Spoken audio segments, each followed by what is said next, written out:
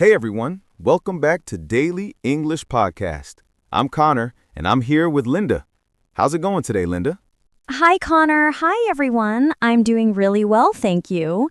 Ready for another interesting conversation? Absolutely. Today, we're talking about leadership and responsibility. This is a big topic, isn't it? It really is, and I think it's relevant to everyone, not just people in management positions. That's a good point. When people hear the word leadership, they often think of CEOs or politicians, but leadership is much broader than that. Exactly. You can be a leader in your family, in your friend group, in a school project. Leadership shows up everywhere. So, Linda, what does leadership mean to you? For me, leadership is about guiding and inspiring others. It's not about being bossy or controlling. Right. There's a difference between being a boss and being a leader. Huge difference. A boss tells people what to do. A leader shows them why it matters and helps them succeed. I love that distinction. Can you give an example? Sure. Imagine there's a project at work. A boss might say, "You need to finish this by Friday. That's the deadline." Okay. And what would a leader say? A leader would say, "This project is important because it helps our clients solve a problem. Let's work together to finish it by Friday. What support do you need from me?" I see the difference. The leader explains the purpose and offers help. That's much more motivating. Exactly. People work better when they understand the bigger picture and when they feel supported. Now, let's talk about responsibility. That's closely connected to leadership, right? Very closely. You can't be a good leader without taking responsibility.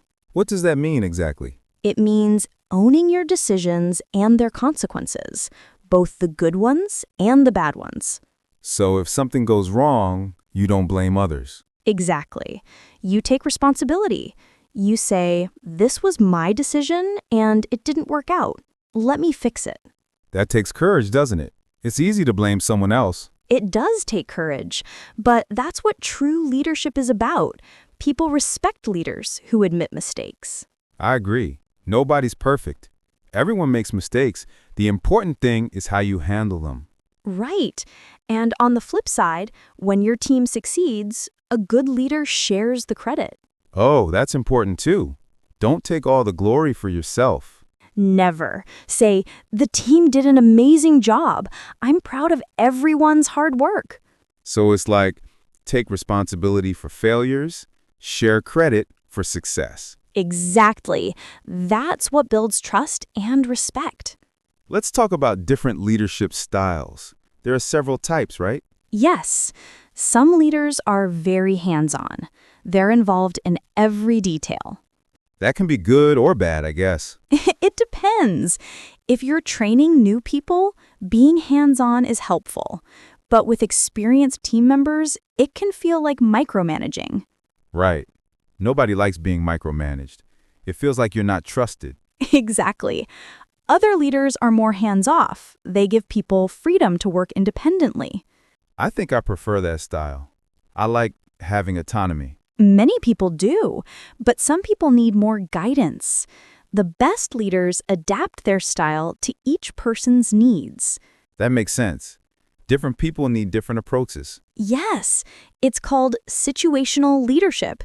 You adjust based on the situation and the person. So that sounds flexible, but also challenging. You really have to understand your team members. You do, and that requires good communication skills, which brings us to another important leadership quality. Communication. That's huge, isn't it? Absolutely. Leaders need to communicate clearly and effectively. If people don't understand what you want, how can they do it? Good point. What makes communication effective? First, be clear and specific. Don't be vague. Instead of saying, "We need to do better," say, "We need to increase our sales by 10% this quarter." Right. Give concrete information. What else? Listen actively. Communication isn't just talking, it's also listening to what others say. That's something people forget. They're so focused on what they want to say next. Exactly. Good leaders really listen. They ask questions and show genuine interest in their team's ideas and concerns. What about giving feedback? That's part of communication too, right? Yes, feedback is crucial, but it needs to be constructive, not destructive. What's the difference? Constructive feedback is specific and helpful. Instead of saying, "You're doing this wrong," you say, "Here's what you did well, and here's how you can improve." So you balance positive and negative feedback. Yes, always acknowledge what's working before pointing out what needs improvement. That's much easier to hear. Nobody likes pure criticism. No one. And good feedback should be timely, too. Don't wait 3 months to tell someone about a problem. Address it when it happens. Exactly. But in a respectful way, not in front of everyone. Have a private conversation. That's about respect, right? Public praise, private criticism. Perfect. That's a great rule to follow. Now let's talk about responsibility in a broader sense. We all have responsibilities in life, not just at work. Absolutely. We have responsibilities to our families, to our friends, to our communities. What does it mean to be responsible in general? It means being reliable and trustworthy. When you say you'll do something, you do it. So it's about keeping your word. Yes. If you promise to meet a friend at 3 p.m., you show up at 3 p.m., or you call ahead if you can't make it. That sounds simple, but not everyone does it. I know. Some people are always late or cancel at the last minute. That shows a lack of responsibility. And it affects how people see you, right? Definitely. If you're consistently unreliable, people stop trusting you. And trust is hard to rebuild. So responsibility is really about building and maintaining trust. Exactly. And it applies to everything. Your work, your relationships, your commitments. What about personal responsibility, like taking care of yourself? That's important too. You're responsible for your own health, happiness, and growth. Some people blame everyone else for their problems. They never look at their own role. Right, that's victim mentality. It's the opposite of taking responsibility. What should people do instead?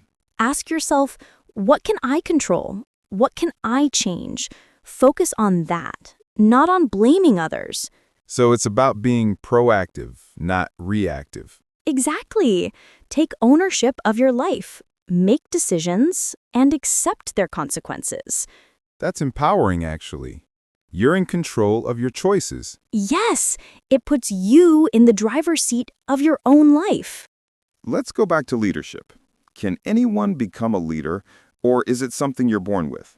That's a great question. I think some people have natural leadership qualities, but leadership can definitely be learned. Really? So it's not just about personality. No, it's about skills and behaviors, and skills can be developed with practice. What skills do leaders need? Well, we talked about communication. That's one. Decision-making is another big one. Making decisions is hard, especially when the stakes are high. It is, but leaders have to make decisions, even with incomplete information. You can't wait until everything is perfect. How do you make good decisions? Gather as much information as you can. Consider different perspectives. Think about possible outcomes. Then decide and commit. What if you make the wrong decision? Then you adjust. Remember what we said about responsibility? You own the decision and fix what needs fixing. Learn from it and move forward. Exactly. Every decision teaches you something. What other leadership skills are important? Emotional intelligence. That's huge. It's about understanding and managing emotions, both your own and others. Can you explain that more? Sure, if someone on your team is upset, you notice it. You don't ignore it or dismiss it. You acknowledge their feelings and try to help. So it's about empathy. Yes, empathy is a big part of emotional intelligence, understanding how others feel and why they feel that way. That makes you a better leader because people feel understood and valued. Exactly. People work better when they feel their emotions are recognized, not ignored. What about setting an example? That's part of leadership too, right?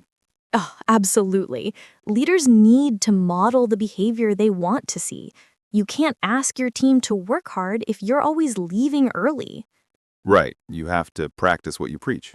Yes, if you want your team to be punctual yourself. If you want them to be honest yourself. Lead by example, not just by words. Exactly. Actions speak louder than words. People watch what you do more than they listen to what you say. That's a lot of pressure. Leaders are always being observed. They are, but that's part of the responsibility. When you're in a leadership position, you're a role model. Let's talk about delegation. That's an important leadership skill, isn't it? Very important. Some leaders try to do everything themselves, but that doesn't work. Why not? Because you can't do everything. You'll burn out, and you're not giving your team the chance to grow. So delegation is actually good for the team? Absolutely. When you delegate tasks, you're showing trust, and you're helping people develop new skills. How do you delegate effectively? Choose the right person for the task, explain what needs to be done and why, give them the authority to make decisions, then step back and let them do it. What if they do it differently than you would? That's okay. As long as the result is good, the method doesn't have to be exactly your way. So it's about trusting the process. Yes, and being available for support if they need it, but not micromanaging. There's that word again. Micromanaging seems to be a big problem. It is. It comes from insecurity. Leaders who micromanage don't trust their team, or they don't trust themselves. What's the alternative? Trust and verify. Give people autonomy, but check in periodically to see how things are going. That sounds balanced. It is. It shows you care about the outcome, but you respect people's independence. Now, what about responsibility when things go wrong? We touched on this earlier, but let's go deeper. Okay, so imagine you're leading a project and it fails. What do? Well, first, you take responsibility, right? Don't blame the team. Right. Even if some team members made mistakes, as the leader, you're ultimately responsible. That seems harsh. What if it really wasn't your fault? Leadership means accepting that responsibility comes with the role. You say, "This happened on my watch, I take responsibility." And then what? Then you analyze what went wrong, not to blame anyone, but to learn. What can we do differently next time? So it's about improvement, not punishment. Exactly. A good leader creates a culture where mistakes are learning opportunities, not disasters. That sounds like a healthy work environment. It is. People are more innovative when they're not afraid of making mistakes. Let's talk about young leaders. How can young people develop leadership skills? Great question. Start small. You don't need a big title to be a leader. What do you mean? Take initiative in group projects at school or work. Volunteer to organize something. Help a friend with a problem. So look for opportunities to lead. Yes, and practice the skills we've talked about. Communication, responsibility, empathy. What about learning from others? Can you learn leadership by observing? Absolutely. Watch leaders you admire. What do they do well? How do they handle challenges? And learn from bad leaders too. See what not to do. Exactly. Bad leaders teach you what to avoid. That's valuable too. Should young people seek mentors? Yes, a good mentor can guide you and give you advice. They've been through what you're going through. That sounds really helpful. How do you find a mentor? Look for someone whose leadership style you respect. Ask if they'd be willing to meet occasionally to give you advice. Most people are happy to help, right? Yes, most successful people remember when they were starting out. They want to help the next generation. That's encouraging. Okay, we're running out of time. Any final thoughts on leadership and responsibility? I'd say remember that leadership is about service. You're serving your team, helping them succeed. That's beautiful. It's not about power or control. No, real leadership is about making others better. And responsibility is about owning your choices and actions. Exactly. Take responsibility for your life, your decisions, your impact on others. These are skills everyone can develop, no matter where they are in life. Absolutely. Start today. Look for small ways to lead and take responsibility. Great advice. All right, everyone. That's all for today's episode on leadership and responsibility. I hope you found this conversation helpful and thought-provoking. If you enjoyed today's episode, please give us a like and subscribe to Daily English Podcast. Yes, we release new episodes every single day with interesting topics to help you practice your English. Hit that subscribe button so you never miss an episode. We have lots more great content coming.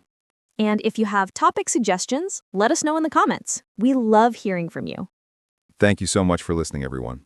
Take care, and we'll see you tomorrow. Bye. Goodbye.